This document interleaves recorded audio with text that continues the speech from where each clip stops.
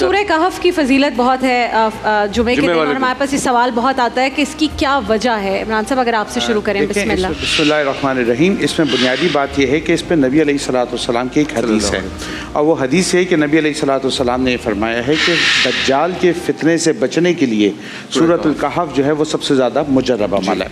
उसकी वजह क्या है? सूरतुल कहफ के जब हम मौज़ूआत देखते हैं ना, तो उसमें तीन बड़ी बुनियादी बातें हैं जिस पर हमें तवज्जो करने की ज़रूरत है। एक, इसमें हज़रत मूसा अलैहिस्सलाम और हज़रत खिज़र अलैहिस्सलाम का जिक्र है, पूरा वाक़या। दूसरा, इसमें सद्द ज़ुल्क़रनैन का जिक्र है, और तीसरा, इसमें याजूज माजूज के अहवाल मौजूद हैं। तो ये तीनों वो ख़ास मौज़ूआत हैं जिसका ताल्लुक़ दजल और धोखे से है। दज्जाल धोखे को कहते हैं ना, दजल उससे। तो जब बंदा सूरह कहफ पढ़ता है तो अल्लाह रब्बुल इज़्ज़त उसको इस दजल से निकाल देते हैं। तो इसलिए जुम्मे वाले दिन इसको ख़ास तौर के ऊपर पढ़ना इस बहुत ज़्यादा बाइस सवाब है, और आम रूटीन में भी इसकी कम अज़ कम इब्तिदाई 10 आयत का विर्द रखना चाहिए, तो वो शख्स हमेशा धोखे से इंशाअल्लाह महफूज रहेगा। क्या इस सूरत का ताल्लुक टाइम ट्रैवलिंग से भी है? सर, टाइम ट्रैवलिंग तो हमारी दौर जदीद की कुछ इस्तिलाहात के अंदर से एक इस्तिलाह मौजूद है कि जी इस तरह होता है, लेकिन डेफिनेटली इसमें कुछ ना कुछ ऐसे इशारात हमें ज़रूर मिलते हैं कि हम उस तरफ भी जाते हैं कि वो तमाम चीज़ें जो दौर जदीद में हमें नज़र आ रही हैं लेकिन हम उस पर सर्टेन नहीं हैं, हम क्लियर नहीं हैं, तो उन तमाम में धोखे का शायबा जो है वो मौजूद है। तो अगर हम इस सूरत को पढ़ते रहेंगे तो इंशाल्लाह उस किस्म की चीज़ों हमारी जो कौम है का कॉन्सेप्ट कुरान मजीद में बहुत खूबसूरती से मौजूद है।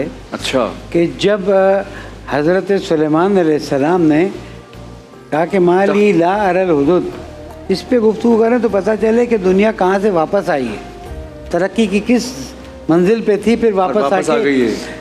हुदूद उस हुकूमत में जो हज़रत सुलेमान को दी गई जिसकी कोई मिसाल नहीं है। जी बेशक। वो कहाँ जाती है, कहाँ से आती है, ये टाइम कैसे पास हुआ, कितने सेकंड में वो।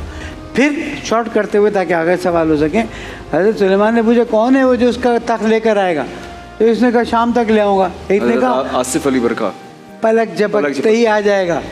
तो कुरान मजीद ने बहुत आगे तक दिया है, हमें इसको बेहतर अंदाज में समझना है। हमारे लिए शायद वो रिवील नहीं हुए अभी, लेकिन पहले के लोगों पर था। और इससे हम जवानों को अपने बहुत नज़दीक ला सकते हैं।